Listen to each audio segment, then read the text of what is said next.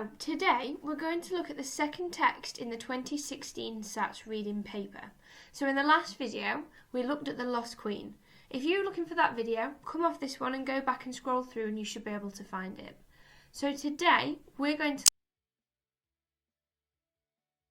second text, which is Wild Ride, including all of the answers that you could have possibly had. Have a read, pause the screen. Once you've done, there's some more text on the next side. Once you've read both of those pieces of text, you can press play and we'll go through the answers together.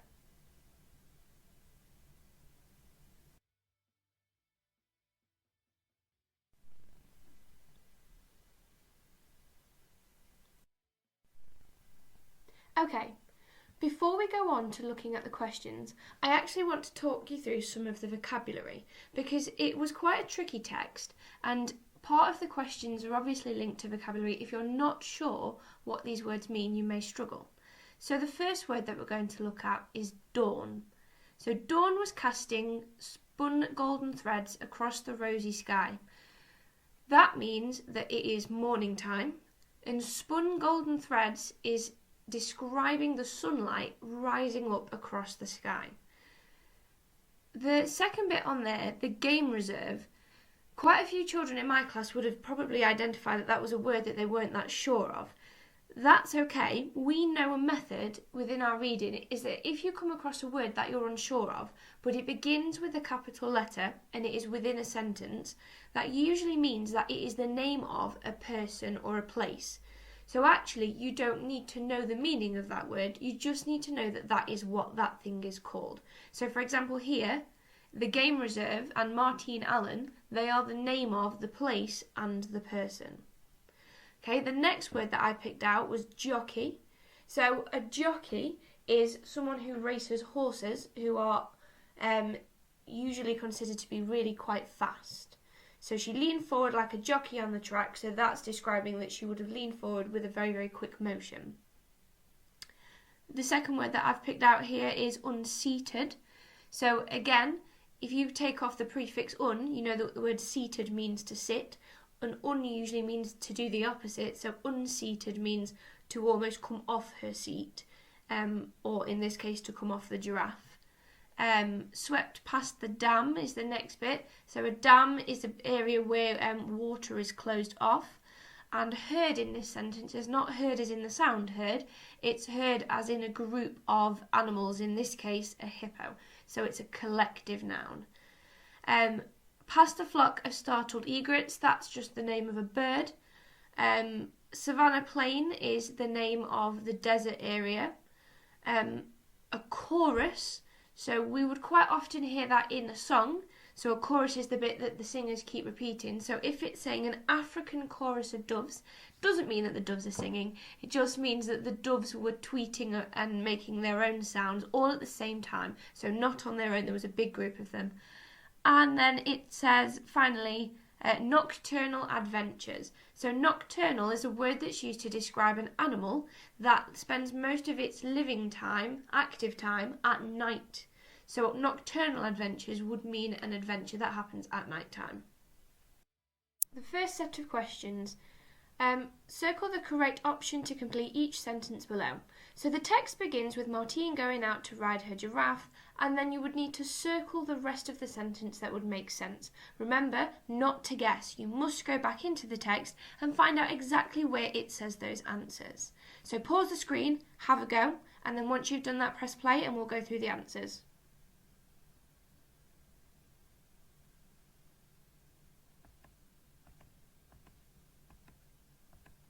Okay, so here are the answers, and what I've also done is I've gone back to the text and I have identified where in the text it would give you that answer, just so that you can see if you made a mistake. So the first one, the text begins with Martine going out to ride her giraffe early in the morning because it refers to it as being dawn, and we talked about that word earlier as being earlier in the morning. Martine rode her giraffe speedily.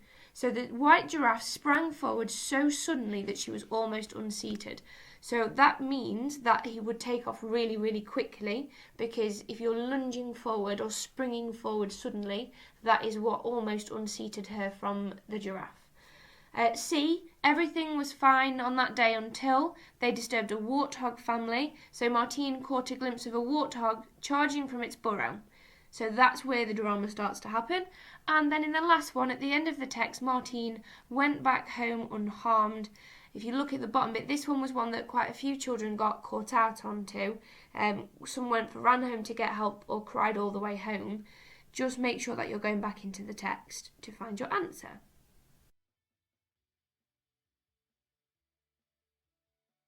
Okay, so question number 13. Look at the paragraph beginning, Dawn was casting. How do you know that Martine wanted to keep this ride a secret? Now for this one again, straight back into the text, find Dawn was casting, have a go at answering the question. And number 14, what were Martine's grandmother's rules about riding the giraffe? Tick 2. That's the important part here, guys. Make sure that you are ticking 2 answers. Okay, so pause this video, have a go, and then when you're ready, press play and we'll go through the answers.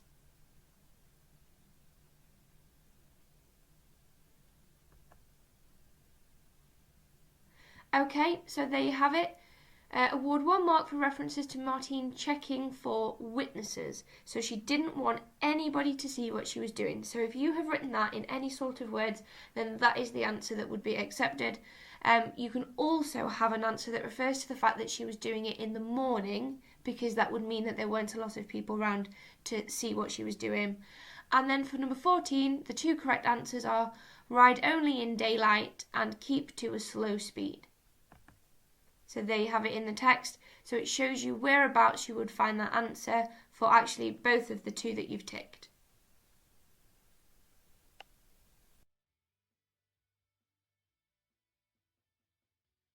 Okay, so question number 15. What evidence is there of Martine being stubborn in the way she behaved with her grandmother? Now this is a 2 mark answer because it requires you to give 2 points, and they need to be 2 completely different points. So not the same point reworded in a different way. Go back and physically take the answer from the text. Use their wording. Once you've done that, the next part of it, so B, what evidence is there of Martine being determined when she met the warthog? So the word there that would throw you potentially is determined. So determined means that you are going to try and do something at your absolute best ability and you're not going to give up. So hopefully that might help you a little bit with finding the answer in the text. And number 16, milled around in bewilderment, page 8. Explain what this description suggests about the baby warthogs. Now, there was a reason that I didn't go through those words when we went through the text earlier, because I didn't want to give you the answer to this question. Go back and find the entire sentence and see if you can understand the meaning from the context of the sentence as a whole. Pause, have a go, and then when you're done, press play and we'll go through the answers.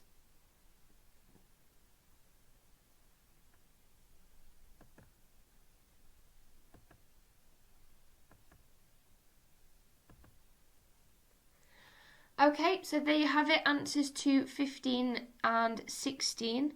Just want to pay attention to 15B, that you cannot have any references to her talking through gritted teeth, okay? Because that doesn't show that she is determined, that is just telling us something that she is doing. So that's the only one that you can't accept. But for the rest of them, the answers are on the screen, so mark what you've done.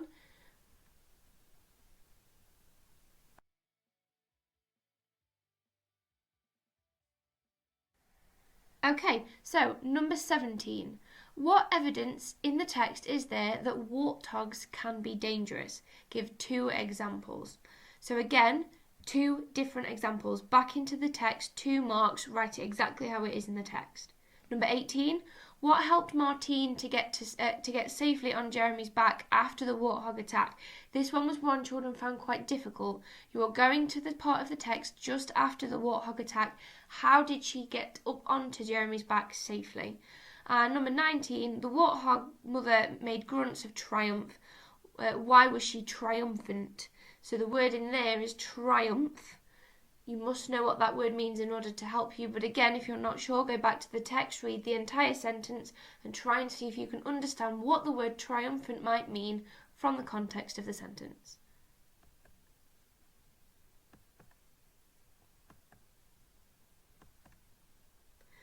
Okay guys, so there are your answers to those questions. Have a read through them, see what you did, see what you found.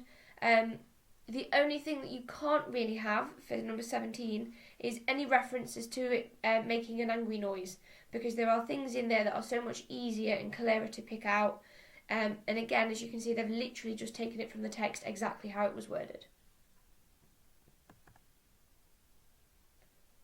Okay, and on number 19, do not accept general answers relating to triumph. So she got what she wanted, or she won.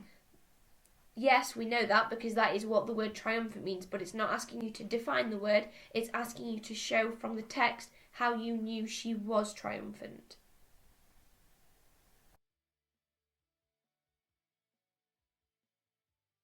Three-mark answers here. Now again, for the children in my class, we use PEPE in order to answer these. Point, evidence. So you are given different meanings and different reasons why. So 20, do you think that Martine will change her behaviour on future giraffe rides? So you just need to choose one of those options and you need to give me a piece of evidence from the text. Now this does not state that you need to give two, so you can give me one piece of evidence, but if you can find another reason why, so you can pick multiple, it would give you a stronger answer and it would mean that you were highly likely to get the 3 marks should your pieces of evidence be right. And then for number 21, in what ways might Martine's character appeal to many readers?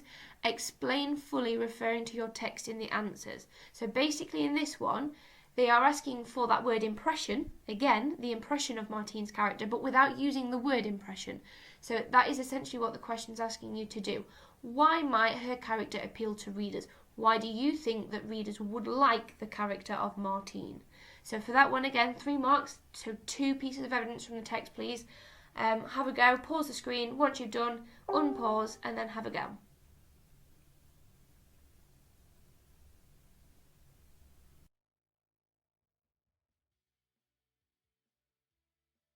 Okay, I'm not going to go through the answers to these ones just yet because what I'm going to do is a separate video on it, modelling how I would write these 3-mark answers, including where in the text I would find them from, rather than just putting up the mark scheme, which won't be very helpful to you all. So please stay tuned for that video coming a little bit later.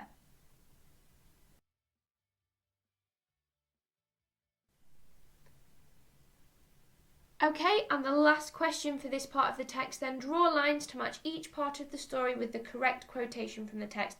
My Year 6s, we've done a lot of work on linking quotes to meanings, so you should find this one quite easy. Make sure that you read carefully and draw the lines to the correct area.